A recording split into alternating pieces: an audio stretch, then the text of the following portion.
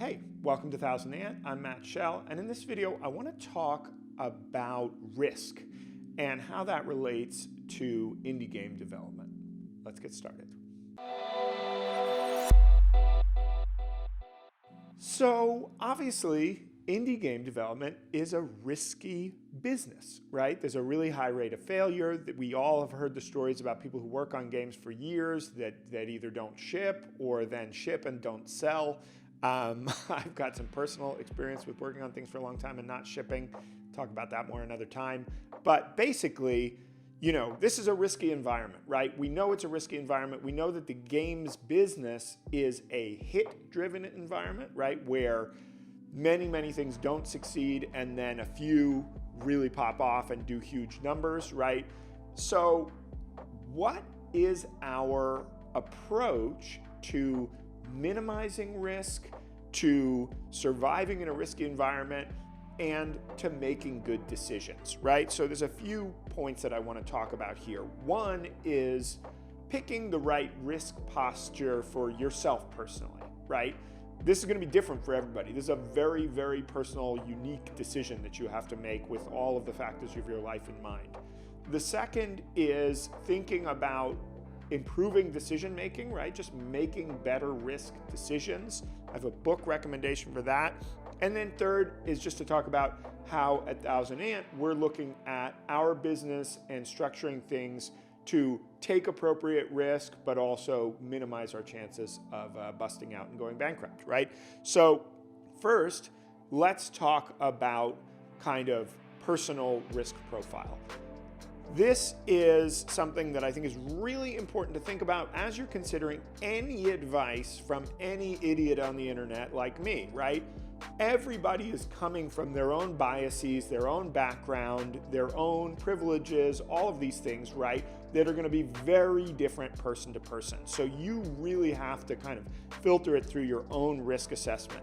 One thing that I would say is that I see people who are young being too risk averse. If you're young without a lot of dependence and a lot of things at risk, right? People to support or really harsh negative consequences if you go broke, you should be aggressive in taking risk, right? You should be going after your dreams, doing risky long shot things, quitting your job and doing crazy stuff, right? These are all good things to do when you're, let's say, in your 20s to 30s as a rough range, right? Because you're not going to be able to do those things later, right? I'm 41, I have 2 kids, I have people counting on me, right? I have to have a much more modest and controlled risk profile, right? I need to hedge my risks much more because if I go bust, I've got people counting on me who are going to be negatively affected. So thinking about where your life is at, one kind of exercise that I like to do in this is to think about the worst case scenario, right? Let's say, for me, if I went bust, I'm living in Germany, I probably would move back to the States. In a worst case scenario, I have family that I could reach out to who would support me. I know that not everybody does, right? So that's a privilege that I have. But, there's a whole series of fallback actions that I could take that would minimize the extreme catastrophic kind of outcomes like being without a home or dying or all those things that play in our head when we think about risk. If I kind of think about it analytically, I'm like, okay, then I could fall back to here and fall back to here, fall back to here. I could get this kind of boring job where I feel like I'm pretty confident I could get hired and so on, right? So you kind of do that risk calculation and think about what your fallbacks are, as you consider this. And then my advice is that you should always be trying to take the greatest risk that you're comfortable with inside your risk profile. And that's going to be different for everybody. For young people, I would advocate you should be taking a lot of risk. As you get older, you probably need to be more measured, right? I don't like these stories that I hear of people like, I mortgaged my house and took all the money and I'm going indie and my wife and kids are waiting on the sidelines to find out what happens. Like stuff like that, I'm like, please do not. And actually, this is a good segue into the second point, which is thinking about making good risk decisions. So I just read a book that I really enjoyed called Thinking in Bets by Annie Duke. And she is a professional poker player. And one of the there's a lot in the book, but one of the big takeaways for me is the idea of resulting.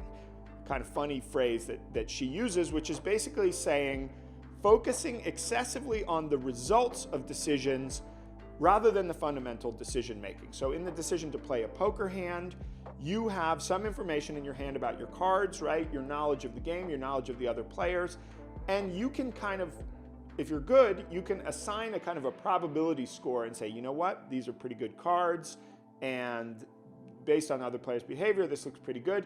And then you make a bet based on incomplete information. This is the key, right? It's a probability. You say, I rate this hand at a 70% probability of doing well. I'm gonna bet X amount based on that. Of course, even if it's a 95% hand, that 5%, that's 1 in 20, it could still bust, right? There's always the chance of some kind of strange black swan event, right? Random, I mean, look, here we are in, 2021. We all have now personal experience of random, unlikely negative events happening that can all give us something to think about in terms of risk, right? Nobody would have predicted where we are in the world now, but here we are. So there's always a chance that that thing goes wrong. However, if you're making that 95% bet, you know that there's a chance for it to go wrong, but you also can make the decision that this is a good bet, even if it goes wrong.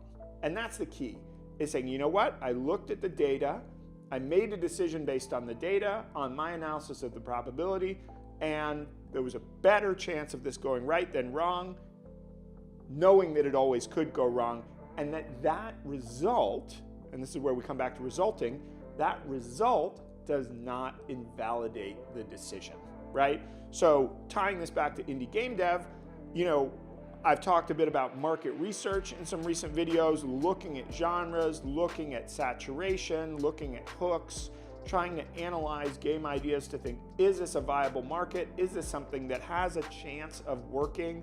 Or am I coming into a super crowded, super saturated, dead market and investing a whole bunch of time and money into something that is a weak investment, right? Again, probabilities, you could still get a hit. Making all the wrong decisions, you could still get a hit. But if you kind of say, okay, this is my framework for decision making, and I see that it's, a not overly saturated market.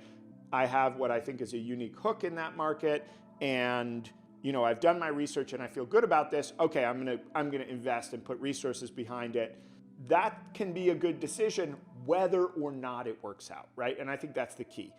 As far as how we're thinking about this at Thousand Ant and managing risk, so we have, loosely kind of 3 parts of the business right now. We have the agency business where we do business to business work for clients, right? Where we make tutorials, videos, 3D art, demo content.